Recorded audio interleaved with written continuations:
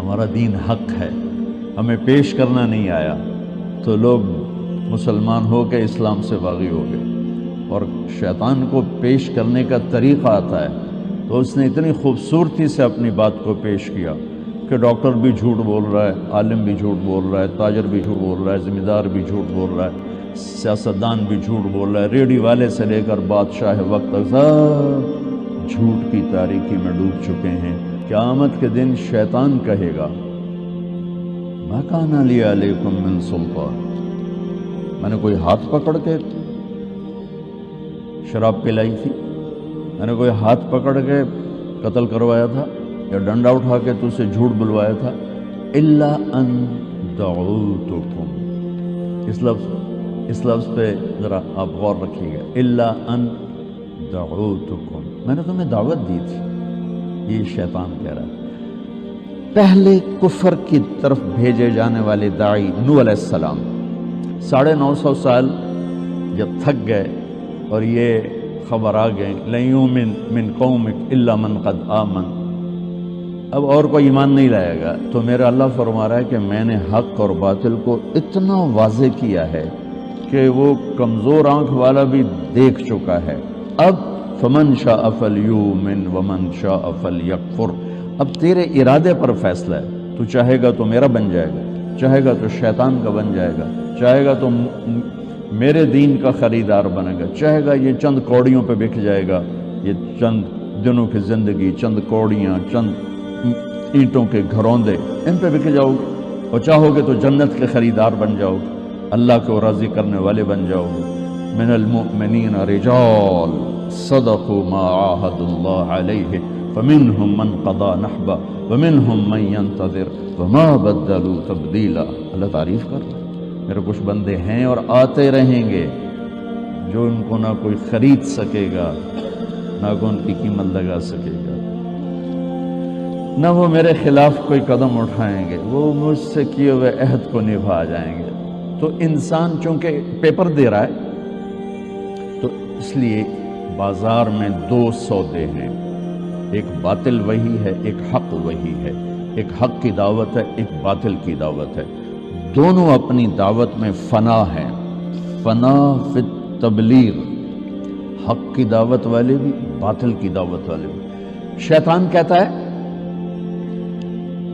فبما اغویتنی، مجھے نکال دیا نا، لأقعدن لهم صراطک المستقیم، اب دیکھنا میں کرتا کیا ہوں۔ وہ کہتا میں زندگی لگا دوں گا اور ڈیرے ڈال کے بیٹھوں گا، اور پھر کیا کروں گا؟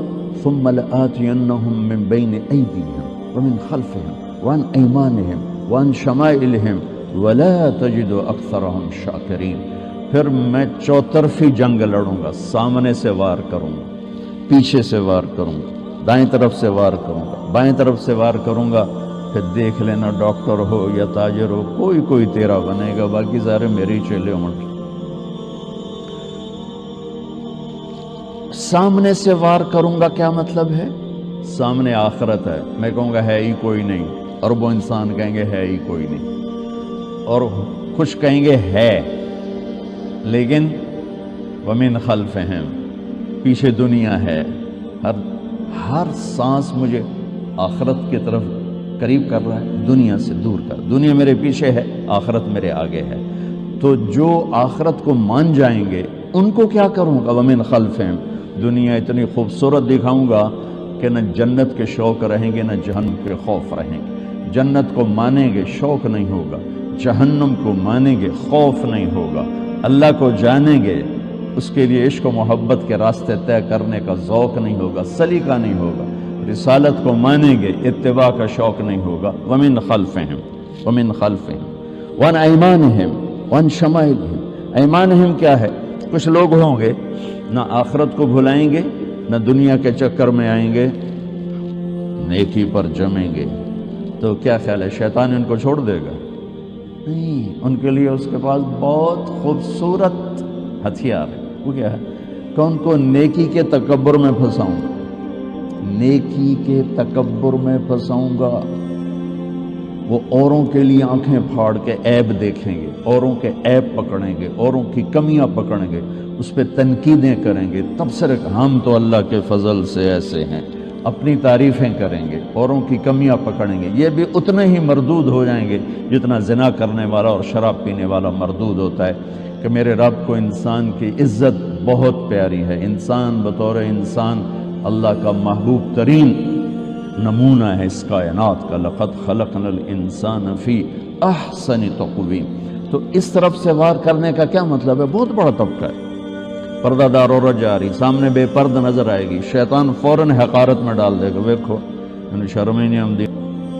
داڑھی والا مرد ہوگا، ٹوپی پگڑی سر پہ ہوگی، سامنے کوئی عام حالات کا آ جائے گا نا، ویکھو بے شرمانو غیرت ہی کوئی نہیں، نبی دی سنت دے خلاف کیتی جاندے۔ یہ شیطان کی یہ جنگ ہے، اس طرف سے جنگ ہے کہ وہ نیک مردوں کو، نیک عورتوں کو، نیک لوگوں کو نیکی کے تکبر میں پھنسائے گا، تنقید اور تبصرے اور طنز اور اپنی تعریف، اپنی اچھائی میں ان کو مبتلا کر دے گا۔ ان شمائلہم، الٹے ہاتھ پر گناہ، شراب، زنا، چوری، ڈاکہ، یہ وہ سارا۔ تو شیطان فنا فی تبلیغ ہو کر کام کرتا ہے، اس کے مقابلے میں انبیاء بھی فنا فی تبلیغ ہو کر کام کرتے ہیں۔ وہ کیا کر، اس کو قرآن کیسے بتاتا ہے؟